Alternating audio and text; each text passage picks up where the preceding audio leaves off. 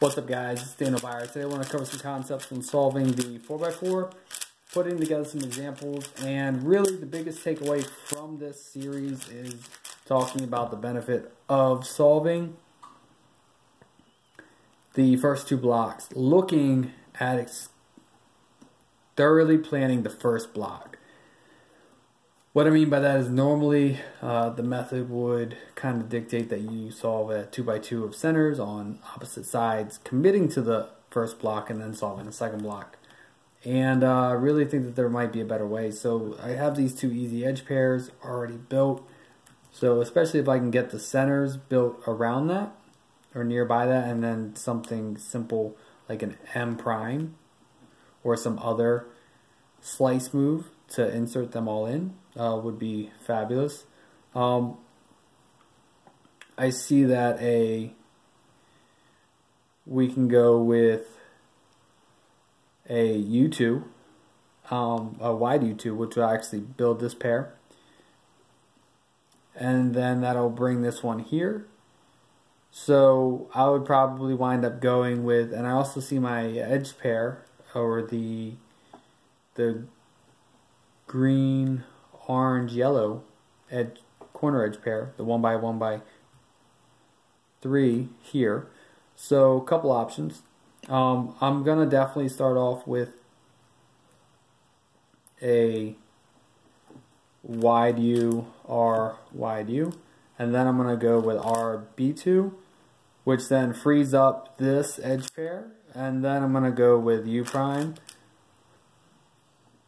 L2, and then drop in the half bar. This half bar is really easy, so I'm going to trigger that in along the way, and then I just simply finish up my edge pairing. So the first block is done. We're here. So now what's cool is that I built this fourth edge pair, the white-red edge pair, and I had an L shape on the 2x2 of centers, so a conjugate of triple U, L prime U, L. Because that white one was already in the U layer, it was easy enough to attach. So then I just proceed with edge pairing as normal, and then we are done. First two blocks are done. So there's a lot of freedom in this because don't want you to think that you have to solve all of the edge pairs before doing the first two blocks. I actually find that because you want to take the opportunity to solve your 2x2 of centers kind of in that dead time. So it's like, if I don't see an edge pair, well, there's something else I can solve. And I think that one thing that happens is that if we lock ourselves into one approach, that you can't go to the next step until certain other steps have been completed. You know, like you can't do PLL until your OLL is done, right? In a cross first method. You can't do edge pairing until your centers are done in like a Yao-duction. And but there's a lot more freedom to edge pairing, center building, block building. And I think that this method definitely capitalizes on that. So I see my half bar of white. I see the ability to build. I have this solved pair already built. I have a yellow pair. I'm not going to worry about that too much. Don't want to put too much thought into that. I'm seeing that. I know that wide U will put this white piece there, and which will also put this piece there.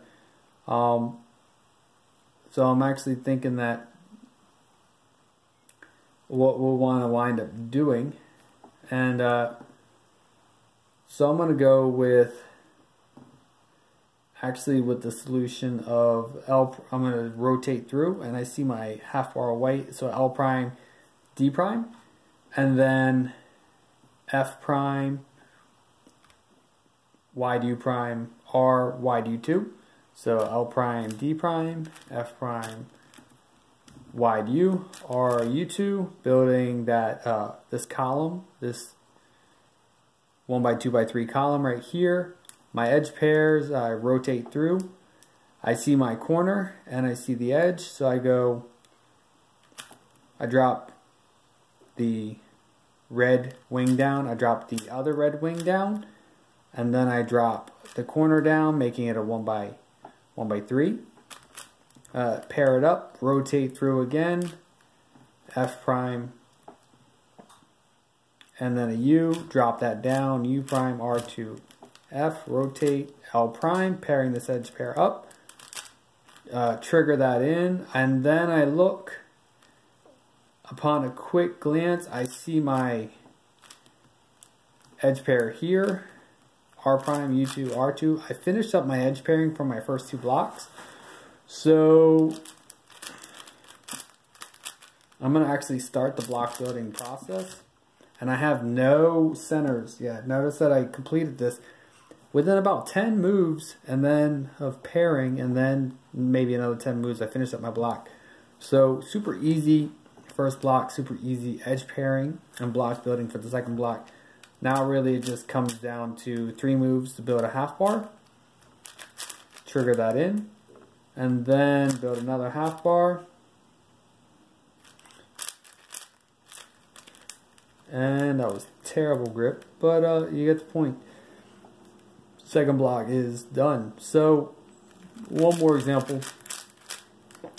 And the moves, like, if you're seeing the pieces, you know, it's going to present itself so much easier. The centers are really easy to find, really easy to track.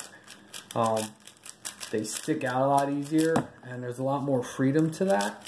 So confining yourself to spending your time planning your centers during your inspection, I think, is really a waste of time. We're going to add a little bit more scramble to this as if it wasn't already scrambled enough. But I look and I glance. I don't have any half bars of white or yellow, but I've got some easy edge pairs. I'm going to wind up going with I see that I can build this half bar and this half bar.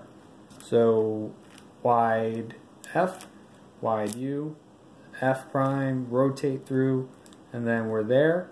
Wind up with a F2, wide R, rotate through, drop that down, swing it over this edge pair. As I build this 1 by 1 by 3, I rotate through.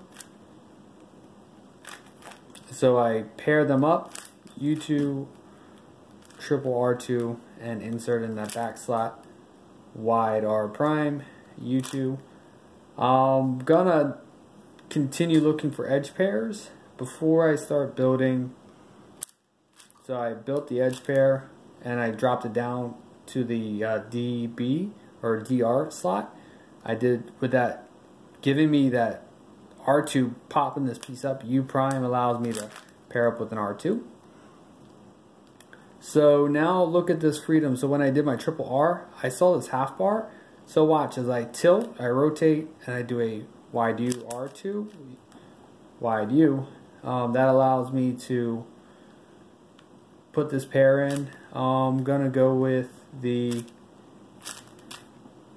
option to put this pair in. So now watch, I rotate back through, F prime, U2, F. But that was really like a wide U prime.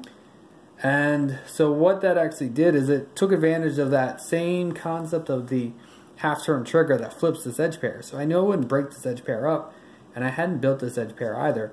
So now I've done I inserted an edge pair and a half bar simultaneously. I inserted another half bar, preserved this, and now this pair is already ready to build. I build that, and then I'm able to finish up my block. It looks like actually maybe when I rotate it through, as I was doing a cube rotation, looks like I may have actually goofed and done an extra rotation, causing me to mess up the first block. But nonetheless, super easy. Cool, guys. Stay tuned for more.